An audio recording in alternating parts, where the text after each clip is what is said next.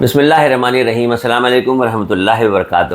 جیسا کہ اس وقت سبھی کو پتہ ہے کہ عربی کیلنڈر کا 12واں مہینہ ذی الحجہ کا مہینہ چل رہا ہے۔ دنیا کے مختلف کونوں سے اللہ کے مہمان احرام پہن کے مکہ شریف پہنچ چکے ہیں اور ایام حج کی شروعات ہونے والی ہے۔ کئی لوگوں نے مجھ سے یہ بات کہی کہ شارق بھائی، عرفہ کا جو دن ہوتا ہے 9 ذی الحجہ، وہ مین حج کا دن ہوتا ہے اور حاجی حضرات وہاں ہوتے ہیں۔ بڑی تعداد میں لوگوں کو نہ معلوم ہونے کی وجہ سے لوگ دعا کو دعا کی طرح سے نہیں مانگ پاتے ہیں، دعا کی اہمیت کو لوگ نہیں جانتے ہیں، دعاؤں سے نصیب بدل جاتے ہیں، دعاؤں کے اثر انسان کی زندگی میں ایسی تبدیلی پیدا کرتے ہیں کہ کبھی کبھی یقین نہیں ہوتا ہے کہ کس کی دعا کام آ گئی۔ لہٰذا اس موقع پہ میں ایک چیز اور آپ کو بتا دوں، عام طور پہ جیسے ہم کانپور میں ہیں یا اور دنیا میں ہم لوگ کہیں ہیں، تو جب ہم نماز کے بعد دعا مانگتے ہیں یا کسی اور موقع پہ کوئی ایسا دل چاہا اور بیٹھے بیٹھے کچھ پڑھا اور دعا مانگ لی، تو ہمیشہ کوشش یہ ہونی چاہیے کہ ہاتھ اس طرح سے ہوں، یعنی یہ جو کندھے ہیں اس کے اوپر نہ ہو، ایسے ہو اور ہلکا سا بیچ میں خلا ہو اور ایسے کر کے آپ اللہ کی بارگاہ میں گری ازاری سے دعا مانگیں۔ لیکن وہ لوگ جو ذی الحجہ کی 9 تاریخ کو عرفات کے میدان میں پہنچتے ہیں، ان کے لیے یہ حکم ہے، اللہ کے نبی نے کر کے دکھایا کہ وہاں پر جو دعا مانگنی ہے وہ آسمان کی طرف ایسے ہاتھ اٹھا کے دعا مانگنی ہے۔ کھلے آسمان کے نیچے کیا ٹمپریچر اس وقت ہوگا، 45 سے 50 ڈگری کا، لوگوں کا کیا حال ہوگا گرمی سے، لیکن احساس نہیں ہوتا۔ کیوں؟ کیونکہ کچھ گھنٹوں کا وہ خالی دن ہوتا ہے جس میں یقین ہوتا ہے کہ ہم اللہ کو رو کے منا لیں گے، گڑ گڑا کے منا لیں گے، عاجزی سے منا لیں گے، تو آسمان کی طرف ایسے ہاتھ اٹھا کے دعا ہوتی ہے۔ اب دعا، چونکہ آج کل لمحوں میں ویڈیو ایک جگہ سے دوسری جگہ پہنچتے ہیں، ہو سکتا ہے میرا ویڈیو یہ مکہ شریف پہنچے اور لوگوں کو یہ پتہ چلے کہ عرفات کے میدان کا جو سب سے محبوب عمل ہے، مقصود جو ہے وہ یہ ہے کہ ہاتھ اٹھا کے دعا مانگنا ہے۔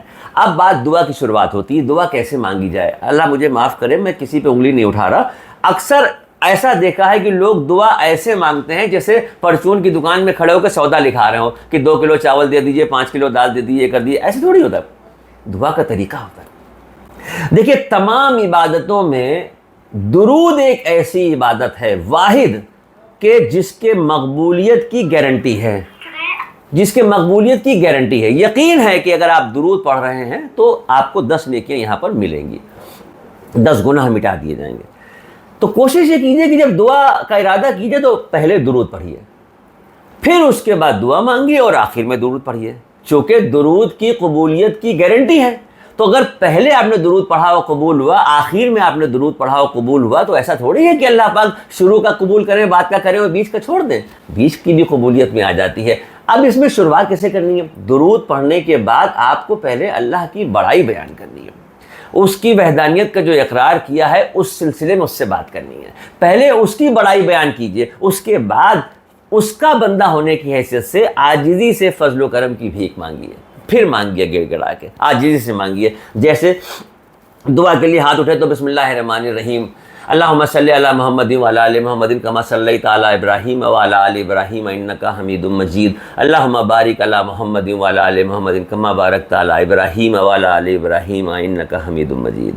پروردگار پالن ہار، ترقی کی منزلوں پہ لے جانے والے، کتاب ہدایت کی عطا کرنے والے، دستور زندگی دینے والے، ابراہیم علیہ السلام پہ آگ کو ٹھنڈا کرنے والے، یونس علیہ السلام کو مچھلی کے پیٹ میں زندہ رکھنے والے، موسیٰ علیہ السلام کی قوم کو دریا میں راستہ دینے والے، پروردگار پالنہار، ترقی کی منزلوں پہ لے جانے والے، ہم تیرے بندے ہیں، تو میرا رب ہے، تو میرا رحیم و کریم رب ہے، تو کہتا ہے اپنے بندوں سے کہ اے میرے بندے، میں غفور الرحیم ہوں، تم کس بات کی سوچ میں ہو، کس بات کے ڈر میں ہو، میرے پاس آؤ، میں تمہیں معاف کر دوں گا۔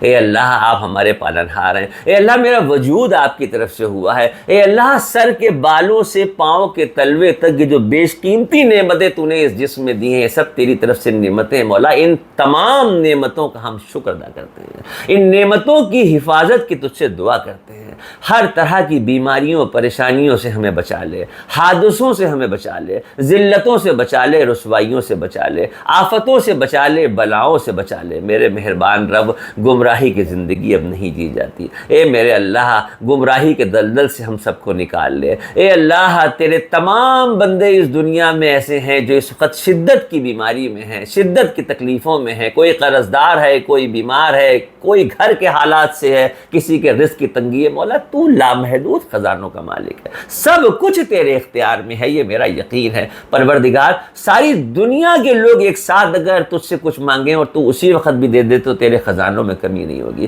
اے اللہ بیماروں کو شفا دے دے، قرض داروں کے قرض کی ادائیگی کرا دے، پریشان حالوں کی پریشانیوں کو دور کر دے، جس گھر میں بچے لڑکے اور لڑکیاں رشتوں کے لیے بالغ ہو گئے اللہ ان کے بہتر رشتے کرا دے۔ اے اللہ گمراہی کے راستوں میں بھٹکنے والی عمر میں سنبھال لے میرے مولا، تیرے حبیب کا صدقہ تجھ سے فضل و کرم کی بھیک مانگ رہے ہیں۔ اے اللہ دنیا قبر اور آخرت تینوں منزلیں ہمارے لیے آسان کر دے۔ اے اللہ جو کلمہ گو دنیا سے چلے گئے ان کی قبروں کو جنت کے باغوں سے ملا دے۔ اے اللہ جو کلمہ گو دنیا میں موجود ہیں ان کی جان مال عزت آبرو صحت تندرستی کی حفاظت فرما دے، ہم سب کی قبروں کو روشن کر دے، قبر کی تاریکیوں کو دور کر دے، قبر کے اندھیروں کو دور کر دے، قبر کو جنت کے باغوں سے ملا دے۔ میرے مولا جب موت آئے تو فرشتے گناہگار کی حیثیت سے کھینچتے ہوئے نہ لے جائیں، مولا موت سے پہلے سارے گناہوں کو اپنے فضل و کرم سے معاف کر دے، اور تیری طرف سے جب آخر وقت میں فرشتے آئیں تو استقبال کر کے لے جاتے ہوئے آئیں۔